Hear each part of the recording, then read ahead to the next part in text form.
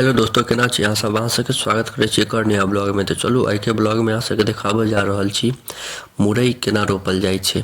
हम खेत में रोपि रहल छी कियाकि घर लग तते गाछ वृक्ष भऽ गेलै, छाहरि ज्यादा भऽ गेल छै, रौदा नहीं लगै छै, तो खेते में लिए रोपऽ लेल। तो देखियो इएह मुरई के पैकेट छै, अहिए के अंदर बिया रहै छै। दुर्गा मॉडल छै, बुझियो ने, दुर्गा कंपनी के नाम छै, जे भी होय। एक जाओ अथी नहीं बढ़ा, देखियो अब एकदम फोकस भऽ गेल। तो इएह पैकेट छै दुर्गा कंपनी के। देखियो एहि में बीज छै, बिया छै मुरई के। तो एकरे खेत में रोपऽ के छै।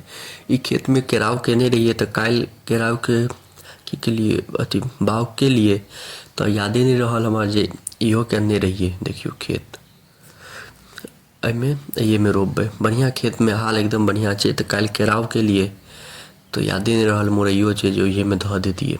आई याद एलै तो देखलिए मुरई के पैकेट धैले छै। बाजार गेल रहिए तो लऽ आयल रहिए पैकेट। तो देखियो ये मुरई के बिया लाल कलर के छै। पप्पा साथे आयल छी रोपऽ लेल, पप्पे रोपै छथिन।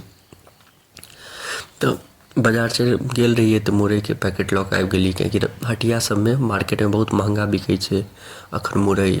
आ सागो लेल, साग लेबै तो और महंगा मिलत। तेँ पैकेटे उठा के लऽ एलू, अपने ओतऽ रोपि लेब, भए जेतै किछ न किछ। बहुत आसान होइ छै एकर खेती करनाइ या रोपनाइ। बस माटि एकदम बढ़िया होवक चाही, ढिलगर, ओतऽ रौदा लगे, पानि एकदम गिल माटि नहीं होवक चाही, ढिलगर। ओतऽ खड्ढा कऽ देबै और ओहिसँ झाँपि देबै। देखियो एना बिया धऽ देलिए, ओहिके बाद ओकरा बस झाँपऽ के छै, झपा जाए, बिया ऊपर देखाइत नहीं रहे। तो काल्हि केराव केने रहिए तो काल्हि यादे नहीं रहलै।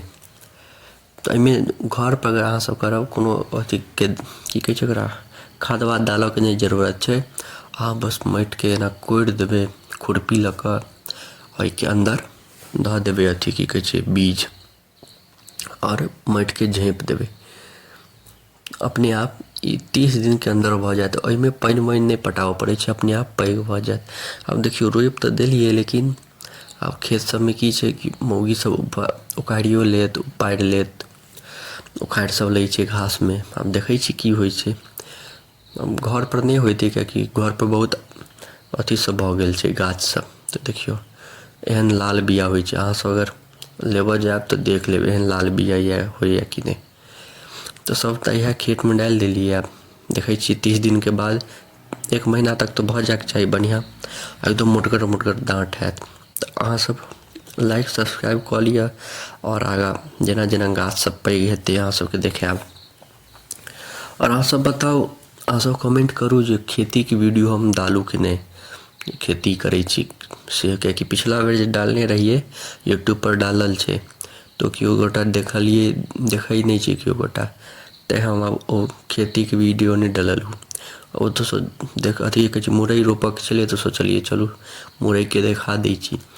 एको गो आदमी अगर कमेंट कऽ देव जे खेती के वीडियो देखाउ, तहन हम पक्का देखा देव खेती केना कयल जाइ छै शुरू से लऽ कऽ अंत तक। तो केओ गोटा जरूर कमेंट करब तहन देखायब, नहीं तो हम ओ नहीं देखायब। कि केओ देखबे नहीं करै छै तो डालि के कोन फायदा। जे लोक देखतै सएह डालबै। तो हमरा लागल मुरई लोक सब देखतै, तेँ हम मुरई के बना देलहुँ है। तो देखियो एनाही मुरई सीधा ढारि देलिए, नीचा नहीं गिरै छलै, हाथ में लऽ कऽ ढारि देबै, ओहिके बाद ओकरा झाँपि देबै। बहुते बिया छलै पैकेट के अंदर। तो अहाँ सबके अगर जगह ज़्यादा नहीं हैत, खेती नहीं करब मुरई के, तहन तो बिया खुलता लऽ आयब, पैकेट नहीं लेब अहाँ सब। तो खुलता लेब तो बिया देख लेब एहन लाल रहे, दोसर बिया नहीं दऽ दिए। तो बिया लऽ लेब, रोपि लेब, कोनो ओहिमे खाद वाद के जरूरत नहीं छै। खाली रौदा लागक चाही आ माटि बढ़िया होबक चाही, गिल माटि नहीं होबक चाही। देखियो एतऽ के माटि केहन छै से, कते सुंदर। तो बस कतौ भी रोपि सकै छी, बहुत आसानी से एकदम बढ़िया भऽ जायत। देखियो यह खेत में रोपि देलिए। आब खाली बकरी वकरी सब नहीं खाए, माल वाल सब नहीं खाए, तो रहबे करते। देखियो एना खड्ढा कोड़ि लेब, मतलब माटि के कोड़ि लेबै जे माटि ढिल्ला भऽ जेतै। ठीक, खुरपी से, खुरपी तो हेबे करत सबके पास। ओहिके बाद एना छीट देबै। हम सब तो ज़्यादा छलै, की करितियै अब ओते पूरा खेत में एक एक गो को डालतियै से दिक्कत होइतै। तो ज़्यादा छलै एके जगह, एना एना धऽ देलिए, बाद झाँपि देलियै। याद राखब जे झाँपयके रहै छै। तऽ इएह छै तरीका मुरइ रोपयके। बहुत आसान तरीका छै, अहाँसभ एगो घरपर रोपिकऽ जरूर देखब। बहुत जल्दी भऽ जाइ छै, एहिमे किछो मेहनत नहि लगै छै। आओर फ्रेश खायब, ताजा खायब तऽ सेहतके लिए बढ़िआँ रहत। तऽ अहाँसभ जरूर एक बेर घरपर ट्राइ करब एकर गाछ लगा कऽ। केहन होइए, शुरूमे कनिके बिया लेब, ज़्यादा बिया नहि लेब।